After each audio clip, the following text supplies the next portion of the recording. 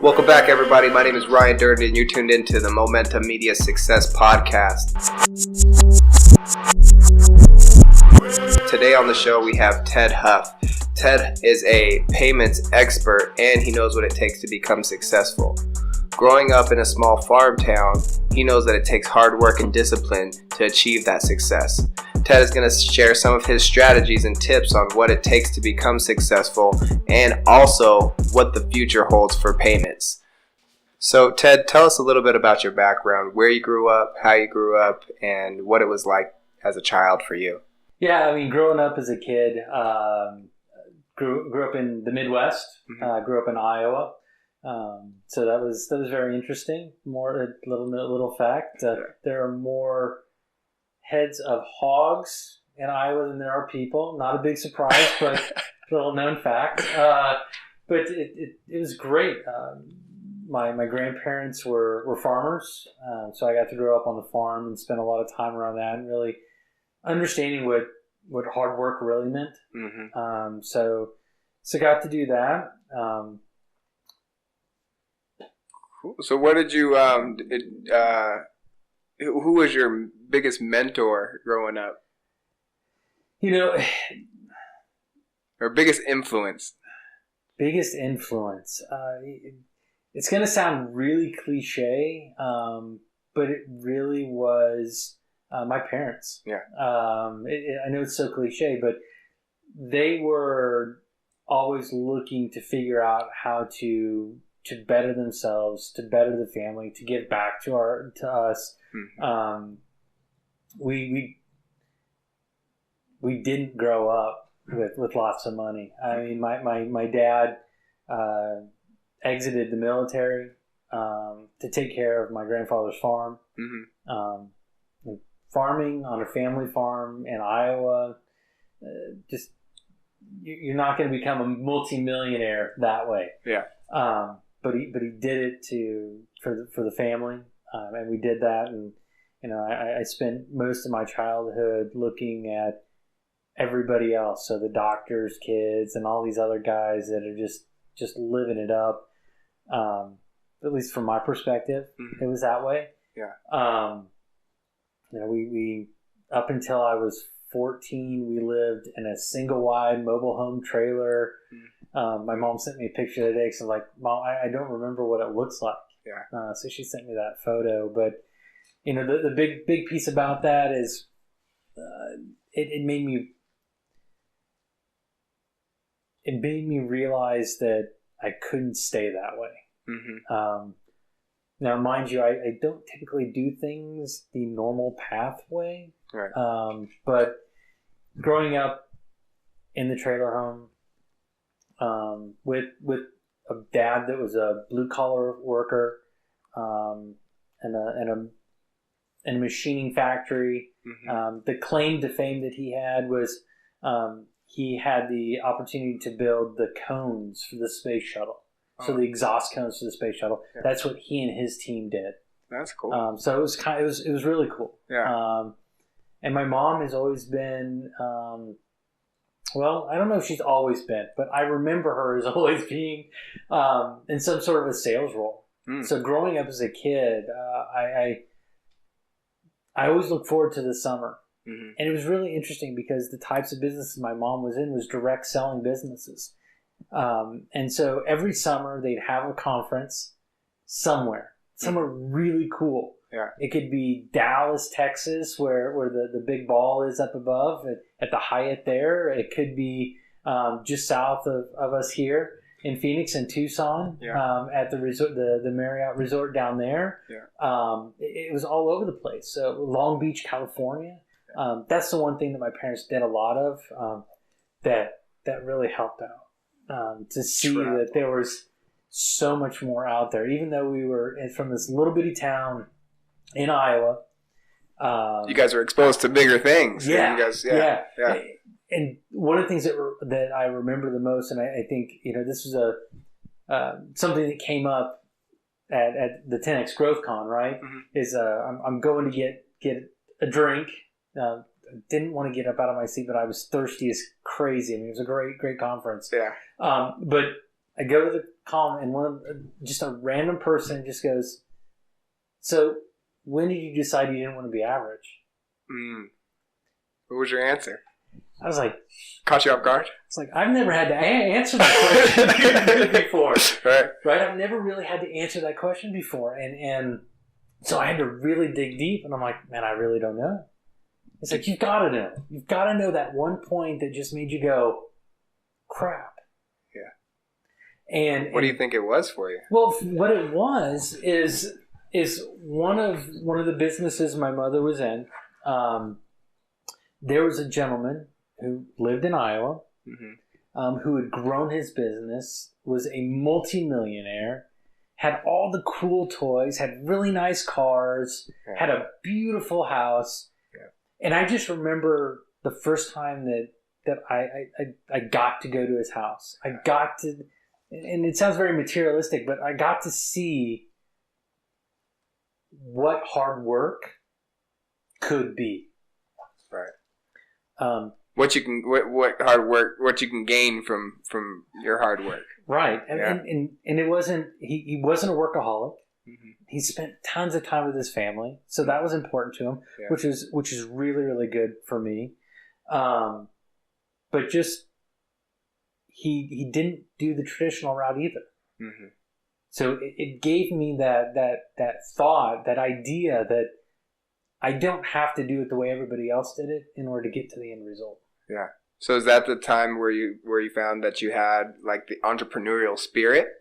That's when it really started to kick in. Yeah. I think I was probably... How old were you?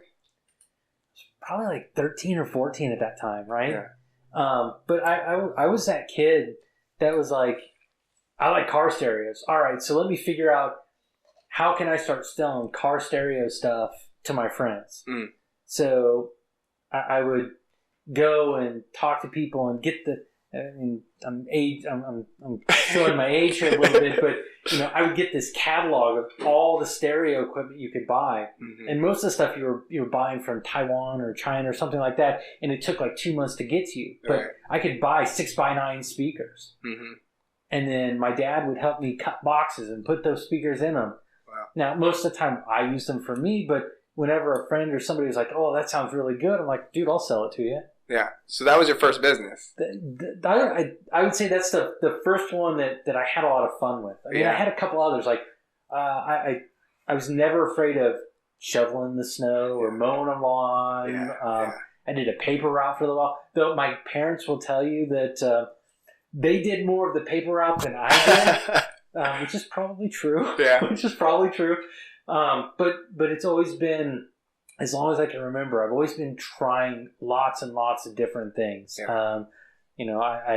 I worked all through high school. I played sports. I did all these different things. Everything just trying to figure out how can I get better. Yeah.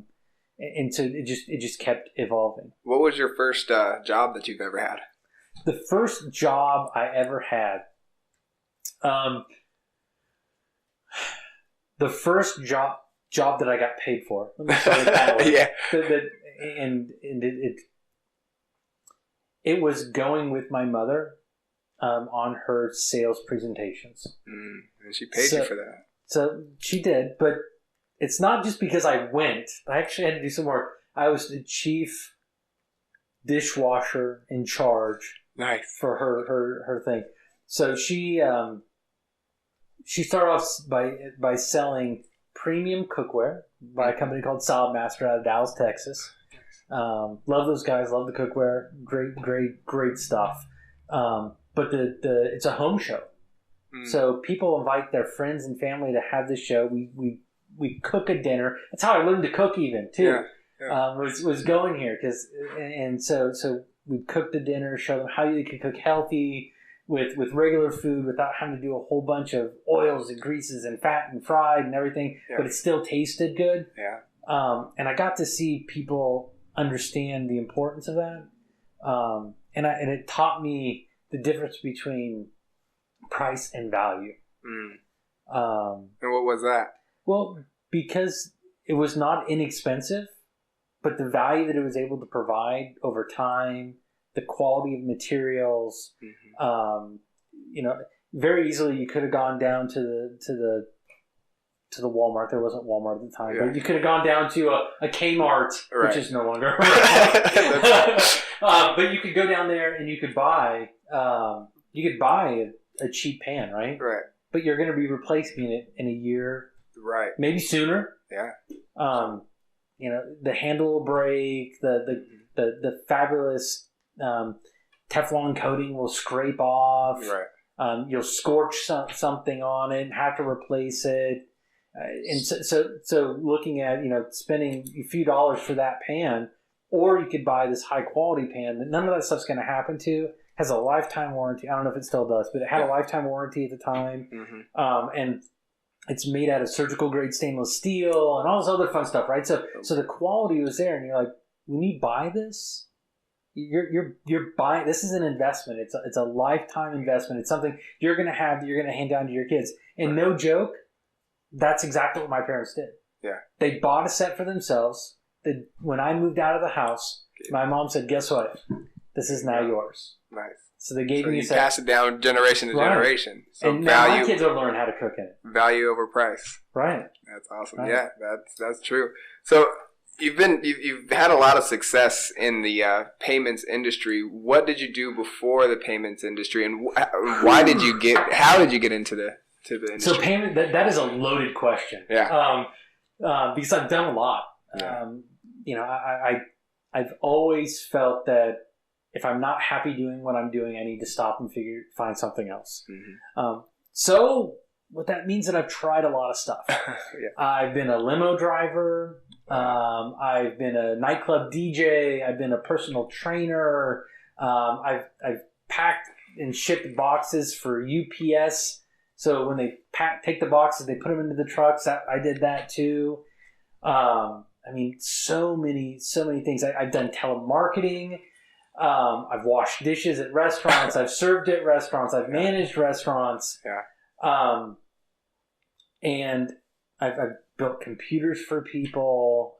Just all sorts of stuff. I spent time in the military as well. Mm-hmm. Did logistics for that. Participated in the '96 Olympics. Again, dating myself a little bit. Awesome. What'd you do in the '97 Olympics? 96 Olympics. What did you do? So I was responsible for ensuring my job was responsible for ensuring that all the food and clothing were always available for the soldiers that were doing security detail. Oh, okay, cool.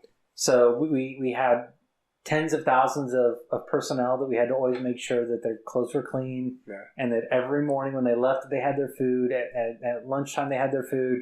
And at dinner time, they had their food. So what caught your eye with payments? Why did you stick around so long with payments? With payments, it was an accident. I got into payments complete by accident. It was a friend of a friend who needed help, and was like, "Hey, can you help me out?" So I helped him out. He's like, "I think you'd be really good at this." Yeah. So he took me on a what do you call them? A ride along type scenario, like a cop ride along. Yeah, that's kind of what it felt like, right?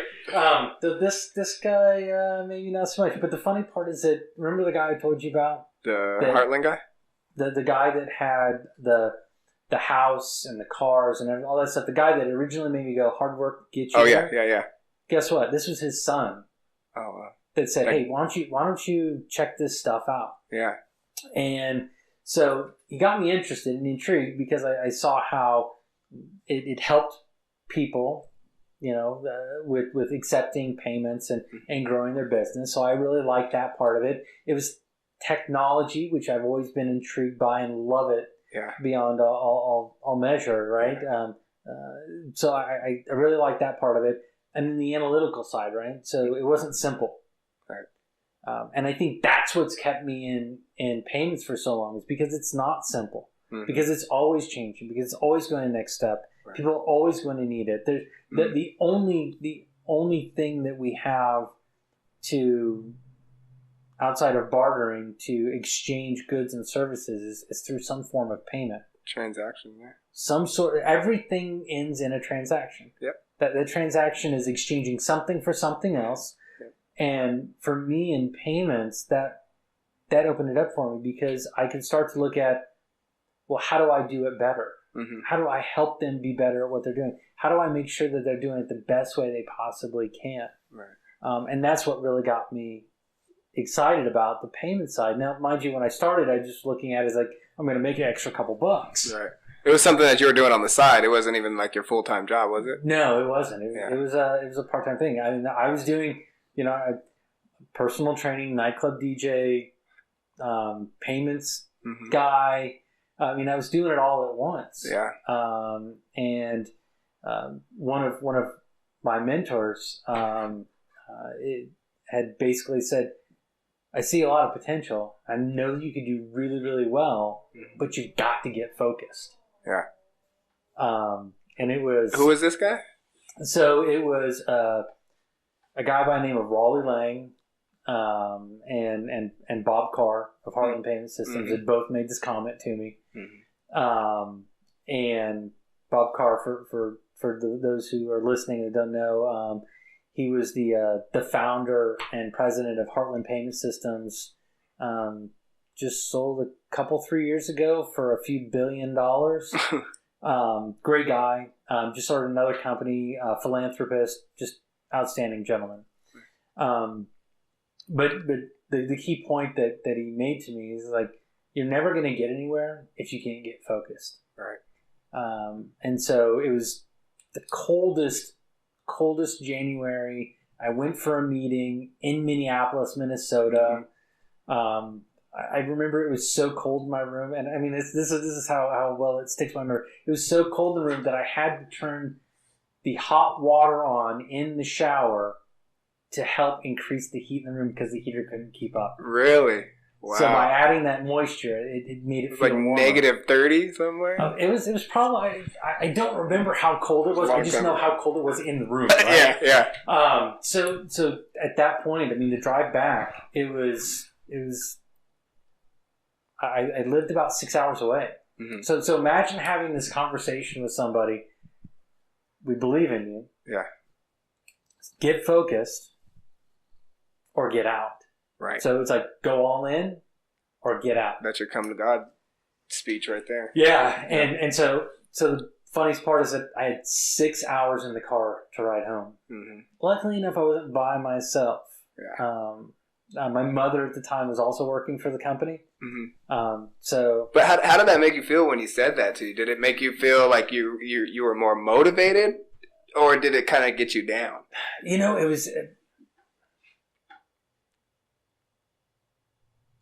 was kind of both. Because it was like, it made me feel good that like, we know you can do good. Yeah. But it made me feel bad because they're like, dude, you still suck. Right. So having that we know you can do it. Yeah. It makes me feel good, but you're not doing very good. All right. It was painful. And it really made me go on the ride home was, what should I do? How should I do this? Right. I mean, I believe at this time, at that time,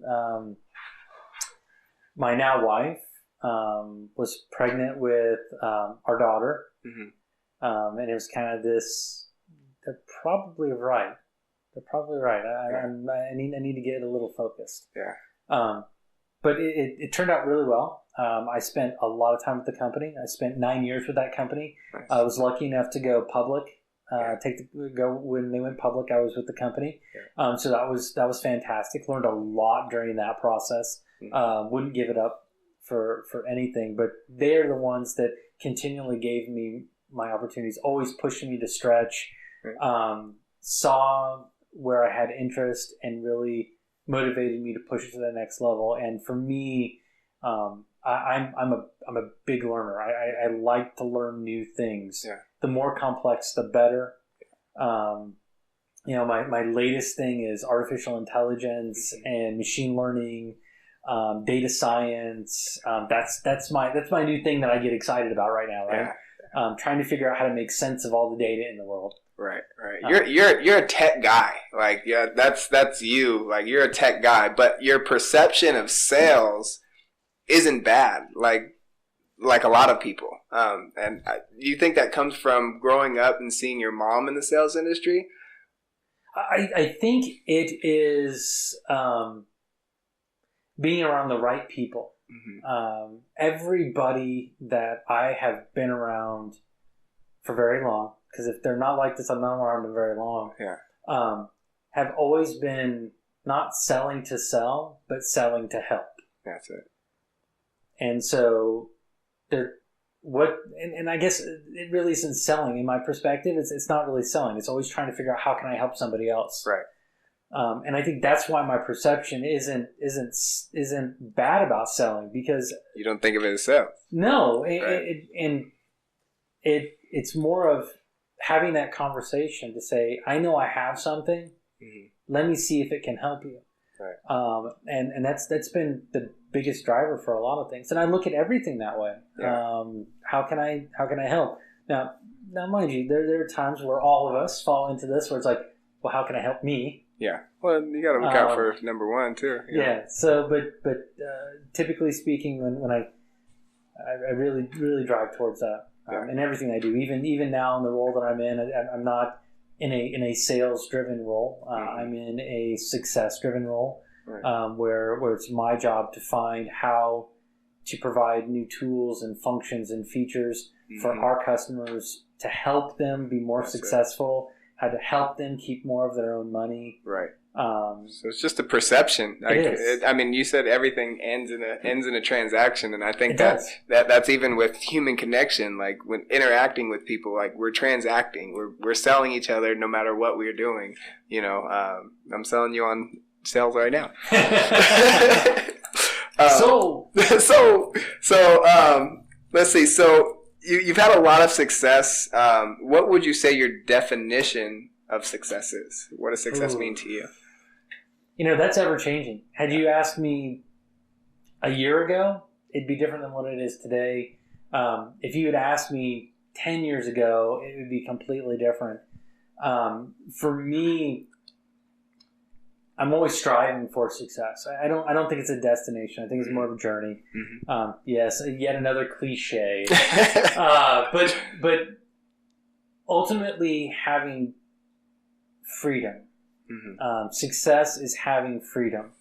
Yep. And what I mean by that is not that freedom is and I can do whatever I want, whenever I want, however I want. It is, or with who I want. Mm-hmm. It's more of I get to choose what I focus my time on. Mm-hmm. So if I choose to focus my time on building a better product, then I can choose to do that. Yeah. If I want to choose to spend the time with my kids and spend time with them to help them become better people, mm-hmm. I can do that. Right. If I choose to spend my time helping somebody else with something that they need, no matter how small or short, if I know that I can choose to do what is right for me at the time, mm-hmm. then that is success. That's it. That's good. I like that. Success is different for everybody. Don't get me wrong. The money is great. Money's great. Yeah. It's great because it gives you the ability to do more. Have more choices. It's a tool. It's a resource. It's definitely a resource necessary that we need to live our lives. So, yeah. What do you think the biggest difference between somebody who strives for success and somebody who is a failure? Mindset. Yeah. It truly is just the mindset. We all get setbacks. Mm-hmm. We all have things happen that we think, why did that happen to me? Right. And I think the ability for somebody to reframe it quickly after something has happened that is not in the direction that they want to go, right, is how you get the difference between the people that are successful and those who accept what they are given. Mm-hmm. So I would never say failure, because failure is just a point in time. Yeah. But for someone who accepts what it is that they're given or what they have, and that's it. Yeah. That's the major difference. So they say play the what is it with the saying? Play your hand or play the cards you were dealt. Oh, play the hand you were dealt. Yeah. So do you don't believe that? You could change your hand. I think you can change your hand. Yeah. I mean, I look at life as more like a game of 21, right, versus a game of poker. Right. I can always tell the dealer to hit me. Yeah. I can always get another card. Choices. And I can look at what I have and I go, am I going to take the risk? Mm-hmm. Is it worth it for me to take this risk? Right. Sometimes it is, sometimes it's not, but you don't know until you take it. Exactly. What is being a student of personal development, or how long have you been a student of personal development? Like when did you start recognizing that you wanted to grow? My mom is probably going to kill me for this because I don't remember when it was. I was really, really little, and I've got a picture of my mom meeting Zig Ziglar. Oh wow! With a sign book, and I have the book at my house. Now I just forgot the name of the book. Crap. But it's Closing the Sale by Zig Ziglar. Okay. So one of the first ones. Yeah. One of the first ones. It's the red, white, and blue cover, all that fun stuff. I have a picture of my mom shaking hands with him. That's awesome. And I think that's the point as a kid. I remember driving in the car with my mom. Mm-hmm. In the cassette player. So Zig Ziglar one time, and I wish so Tom Ziegler, if you ever see this, dude, you've got to put this back out. They did a audio cassette that was songs. They were children's songs. They were like these really good songs that were extremely motivational and really made you get into that awesome mindset. Really? And I want to find those. So Are they? You can't find them on like YouTube or anything, huh? No, I think we might have to scour eBay for them. Really? But the best part about it is they were like nursery rhymes. Mm-hmm. But they were different ways to reset your mental attitude. Yeah. And I mean the one that I remember, and the reason why I remember it is because of Salad Master and the cookware is the frog that gets cooked in the squat. And here's why. It's because they're sitting in a pan with water, and it's cold, and it starts off cold, and it just starts to warm. And so the frog squats down into the pot. Yeah. And he gets cooked in the squat because before he knows it, he's cooked. Right. Because the temperature just got getting hotter and hotter and hotter, and he didn't do anything because he felt comfortable. Right. It got too hot. He got too comfortable, and he got cooked in the squat. Wow. That's powerful. Powerful. And so there's a whole there's like a lullaby around that. But as a kid, hearing that, it's like that stuff just kicked in. And we did Windshield University all the time. Yeah.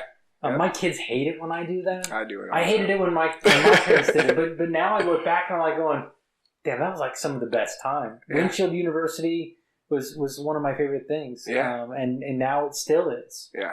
Yep. That's awesome. And so what was the biggest thing that you've learned on your journey through personal development so far? Like besides mindset, getting your mindset, like what else? Oh, man. Or a couple things.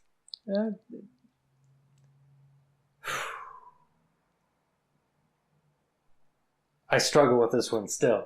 I've learned it. I just haven't put it into practice. Mm-hmm. And the funny part is the reason why I haven't put it into practice is because of the reason why it exists. So I'm scared. Yeah, fear. I'm scared of what might be and what might not be. I'm scared that I'm going to be in the same place in 5 years. Yeah. And I'm scared that if I do something different, I'm going to be in the same place in 5 years. Mm-hmm. Right. Or I'm going to be back where I was 5 years ago. Right.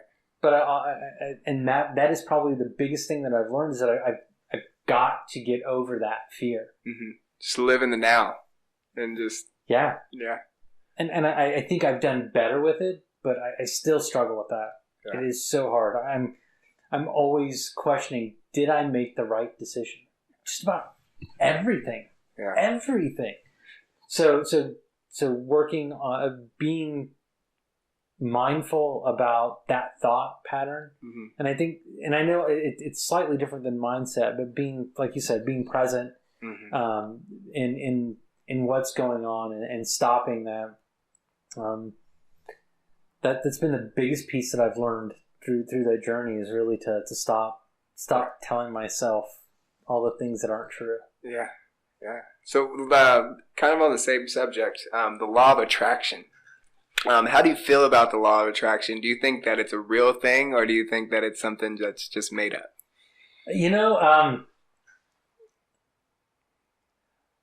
I have to say that I believe it is real, Mm-hmm. but there's a big but in there. It is only real if you take some sort of an action. That's it. Yep. Because without that action, it's not going to happen. All right. The universe is made up of moving atoms. Mm-hmm. Moving atoms. And the only way that things are going to come together is by moving. That's it. That is. I love talking to people. I love having conversations and learning from other people and learning from their experiences. Yes. And because I enjoy that learning from others' experiences, what that has given me is the ability to meet many, many people. Yeah. There are many people that I can pick up the phone and call at any point that will answer. Right. Every very, very wealthy people, very, very average people, but they all are there and are always able to help me get back on that path. What do you think is your biggest contributor to your success so far?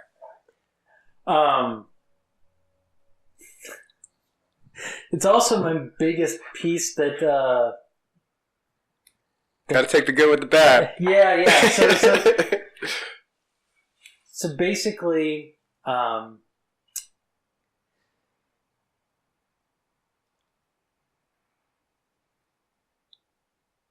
make a decision. Mm-hmm. I make a decision. And then I do something about it. Okay. Now, I typically, and this is where the good and the bad comes, if I believe it's the right decision, I will drive it. And I will drive it until something proves that it's not the right decision. Even if it means that I'm doing something I'm told I shouldn't be. Mm-hmm. Yeah. You find something you believe in, you see it through until you can't do it anymore. Or what about principles? Like, are you a principled kind of guy? Like, I just finished reading Ray Dalia's book, and it's one of those things that I start to go through, and I'm like, I've never really written down my principles, and that's one of the things that's on my list of to-dos to do. Yeah, is to go through and list out what are my top 10 principles. Heck, what are my top 5 principles? What did that book? What was the name of that book? Principles. Oh, okay. By who? By Ray Dalia. Ray Dalia. Okay. And what did you pick up from there? Like, I think what I picked up from it is that if you know what your principles are, and everything you do is based upon those principles, and you stick to those principles, and you drive to those principles, and you consistently drive to those principles, as long as they're good principles, you will find success. Right. However you define it. Because your principles define what your definition of success is, right? True. Yep. And so that's one of the big things that I got out of that book. And what is the difference between a principle and a goal, like in that book? So a goal is something to achieve. A principle is why you're doing it. Okay. Yeah. What is the purpose? What is it that drives you? How are you going to make... So your principle will drive that goal. But how do you come back off of that and say, why am I doing it? Who am I doing it for? Right.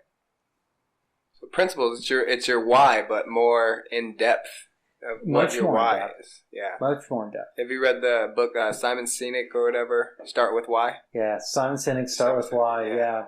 Was it kind of like that, the book, in a sense? Or? No, because it's different. Because it's very, very focused on the principles he used to amass his fortune, to build his companies, to build his family. Mm-hmm. So is he using like the techniques of like Think and Grow Rich, like affirmations and things, like, and putting them into principles instead of mindset? Is that kind of his idea? Or so look at it as everybody has their own set of values. Mm-hmm. And so what he's done is he said, here are my values, and here is how I believe I need to live my values in order to get to this goal. Okay. So the principles are, how do I live my values? Okay, I got it. How do I drive the things that I do every day to get to my goal and live my values? So just a vehicle. Your principles is just your vehicle to attain your goals. Okay. And what it would, and I'm not doing the book any justice. So definitely take a read.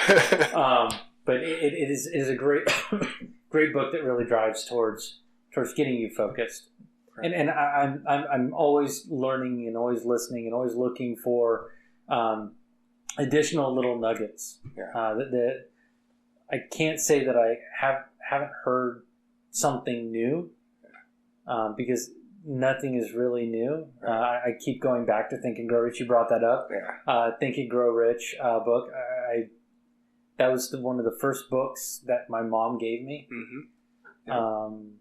And I have probably bought 3 or 4 copies myself. Mm-hmm. Different versions. The workbook. Right. If you haven't done Think and Grow Rich workbook, it's pretty cool. Yeah. But it's one of those cores for me. So when I'm trying to figure out something or I'm going to it, I always dive back into it. Mm-hmm. Napoleon Hill frustrates me a little bit because I want somebody to tell me what it is I need to do in order to get to the result. Right. He makes you think. But he makes me think about it. Yeah. So it definitely has been a driving force in my life, as has been Tony Robbins. Mm-hmm. As a kid, again, my parents were very in self-development. Yeah. As long as I can remember. So that's awesome. It's always been part of the family. Yeah. Always been around it. Didn't always like it. Right. But always was around it. Most people that start personal development get dragged into it. Like they don't want to go, and they end up falling in love with it. Some people just hate it, man. But that's cool, man. So let's talk about the future a little bit. All right. What do you think is going to happen, back to payments, future-wise, in the future with payments? Like, do you think that credit cards altogether are going to be gone, or how's it going to work? So I'll even step it back a little bit further. I think retail and consumerism is going to have a massive shift. Yeah. Payments are going to become hidden. Mm. You won't really be thinking about how am I going to pay for this. Mm-hmm. That's going to be embedded in everything that we do. Right. So just like when you hail an Uber or a Lyft, mm-hmm. the only time you ever think about a payment, about making a payment, is when you originally put your credit card into the system. Yeah. After that, you're no longer making a payment, you're ordering a car. Right. So I think that's where everything is going as far as payments, is it becoming more and more hidden. So let's say we go to the grocery store, you just go on your app at the grocery store and click confirm and you're done? Not even that. Not even that. So I've been lucky enough to participate in a number of really, really cool experiments in retail and shopping and in payments, all revolving around that transaction at the end, right? Mm-hmm. Where they verified and they validated that person was able to transact, right? Right. I think it's going to get to the point similar to what the Amazon store in Seattle did, where you literally walk in, you grab your stuff, and you walk out. If you even go to a store at all. True. Because I think that you're going to start to see with a lot of these delivery services, and you're going to start to see companies gobbling these up. Yeah. Just like Amazon gobbled up Whole Foods. Yep. They're going to, if they haven't already, it just hasn't been announced, but gobble up a delivery service. Right. And then you're going to have other competitors in that space that want to get into that delivery space as well. Mm-hmm. I think the space that's ripe for disruption around that is definitely grocery delivery. It is the worst experience on the face of Earth right now. Grocery, yeah. And it has the most potential to become an unbelievable experience. Right. So I think that's going to be a big place for disruption. The other side is going to be your everyday use category. Mm-hmm. It will become to a point where things just start getting delivered to your house when they get low. Like a CVS or a Walgreens or something like that. Like, just like your everyday goods. I mean, Walmart's taking over everything. They have everything in there. But I mean, Walmart bought Jet.com, right? To bolster their e-commerce business. Okay. They've partnered with a handful of folks for delivery. Yeah. So they're getting there. Yeah. If you follow their trajectory, they'll probably buy somebody to get the delivery so they can get there faster. Right. But I really believe that the payments is going to become more of an interaction and less of an actual point in the process. Okay. So looking at what's going on in Asia with WeChat Pay, mm-hmm. That is a lifestyle platform. They literally do everything on it. They buy stuff. They basically send pictures on it. They sell stuff. They communicate via video on it. They text message on it. Facebook, right? I mean, that's what you can pretty much do on Facebook now. You got payments. You got all kinds of stuff on But Facebook. The thing that WeChat Pay has done mm-hmm. is that now that is a valid form of payment in a physical location. Do you think that's where Facebook's going? Or do you think it's going to be a different company that comes out that does it? I think we're at that social media cycle. Yeah. And this is one thing that me and a couple guys agree upon is that there's this tsunami of change that's going to be coming, right? Yeah. And it's going to happen so fast because the pace in which things are changing, the number of people that are involved in the change, mm-hmm. and the amount of money that is changing hands during this process is going to completely change the way that everybody thinks about things. Let's say small business. What's going to happen to small businesses? Small business will do one of two things. They will either get really, really small, become a cottage mm-hmm. piece where it's a nice hobby, mm-hmm. or it will blow up. That middle area of a business will cease to exist. So like your mom and pop stores, your regular retail, just walking in stores, those guys are all going to be... A perfect example is, like I mentioned, I grew up in Iowa, right? Mm-hmm. And there's this really great general store there called Paul's. Yeah. And I just saw in one of the articles from one of the local newspapers there that they're closing down one of the stores in Iowa City, Iowa. Probably been there for 100 years. It's been there a long time. It's been there a really, really long time. It's sad. But my hometown, they still have one. Mm-hmm. Yeah. Nice. But it was one of those places where you could literally go in there and get anything. Mm-hmm. You could buy eggs, you could buy milk, you could get fish and worms. Right. You can get workout clothes, mm-hmm. dog food, salt block for your cattle. Right. I mean, you could get just about anything there. That's funny. So if you went to Paul's, that if you needed something, they most likely have it. Right. And those types of things are going away. Yeah. What do you think that means for the economy? I guess you said it already, where we're just not going to have a middle class anymore. It's just going to be rich and a poor. I think you're going to see... I think it is getting that way. It is headed that direction. And you're saying to follow trends in China. Like, is China leading? Like, they're obviously leading in technology. Like, do you think they're... I wouldn't say they're leading in technology. I think what they've done is they've decided to not use legacy systems. What is that?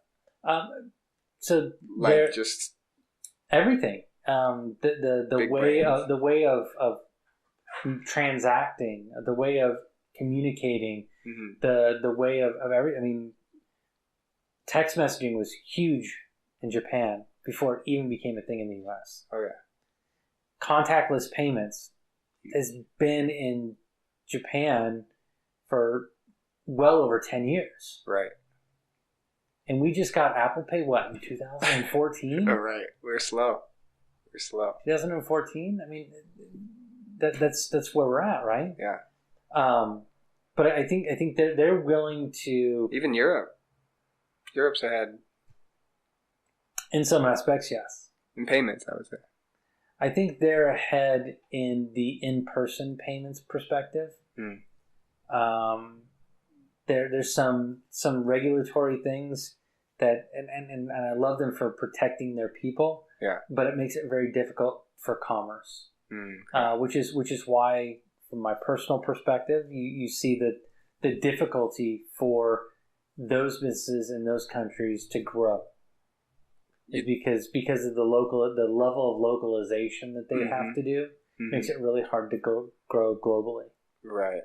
And there's not like a lot of big like franchises out there. Like I've never been to Europe, but my brother-in-law just came back and he was like, there's not a lot of like branding companies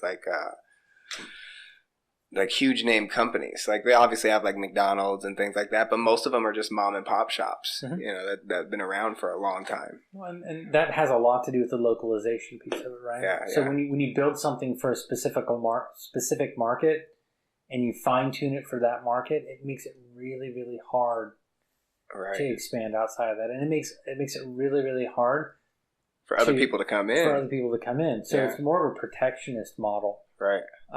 But that doesn't mean you can't come in. It just makes it harder. Right. And we deal with customers every day that want to expand outside the U.S. Yeah. So, and it's always fun. It is. I love doing what I do. So we're in the same industry, if you guys didn't know. So I'm in payments as well. So that's why I'm asking all these payment questions, if you guys haven't figured it out yet. So real quick, I just wanted to touch base on where people can find you. What are your plans for the next 5 years? So I'm easy to find. Ted Huff, 2 Ds, 2 Fs. Doesn't matter where you search for me, you're going to find me. You got to brand that, man. That's a good one. I'm an early adopter, so I'm on all the socials. So the Instagram, the Snapchat, WeChat. You can find me on WeChat. Nice. Facebook, Twitter. Very, very active on Twitter. Cool. To me, I look at that as being a conversational piece. So if you want to have a conversation, that's the place to go. Twitter's your go-to social media? Actually, Instagram is more my go-to. Is it?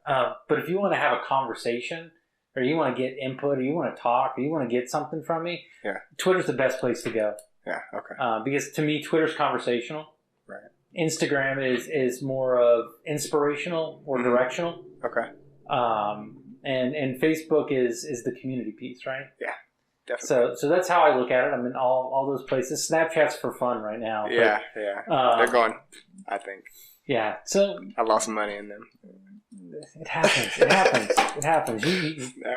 You decided to give you one more card, man. That's cool. So what are your goals for the next 5 years? Like, do you stick yourself still in payments or do you see yourself doing something else? So I think payments is always it's part of my DNA now. Yeah. I mean, it's like it's been embedded. It's in my DNA now. I think I'll stick something in payments. Mm-hmm. But where my interests, as I mentioned earlier, really have gotten into more the analytical side of it. Right. How do we stop fraud? How do we minimize fraud? can't really stop it. Right. How do I learn more about it? How do I help people be more successful with the data? Mm-hmm. That's really where I'm headed. At the same time, I have a passion for finding out what makes people tick. Mm-hmm. So I am launching a podcast called The Ted Huff Show. Yes. TedHuff.com.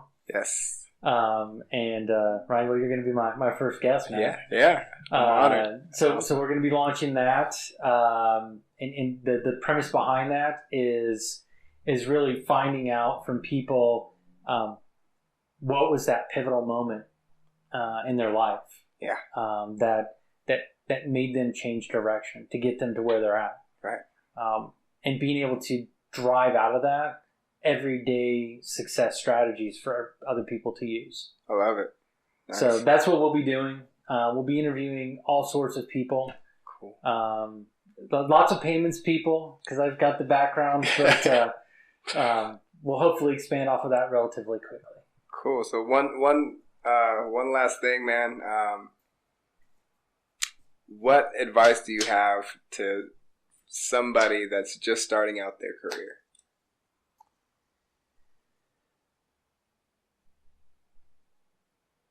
Don't worry about making a mistake.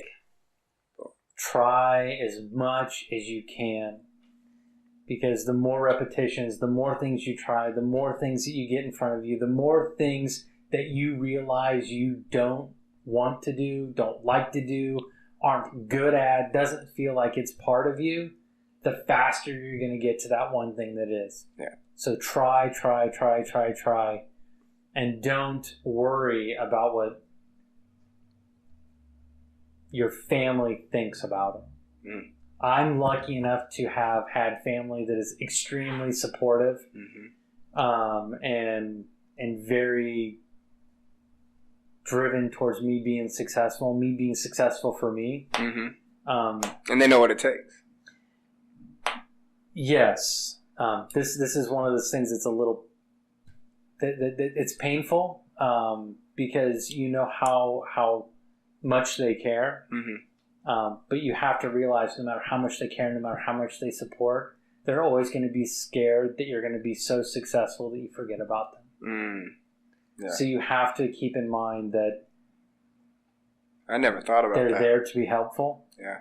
And they're there to help you keep on path. Mm-hmm. But don't let them distract you. I love it, man. We got Ted Huff. I really appreciate you being on the show today, man. And I'm looking forward to being on yours. And all right, man. I thank you, man. Let's do it. It's been awesome. Thanks, man. I appreciate it.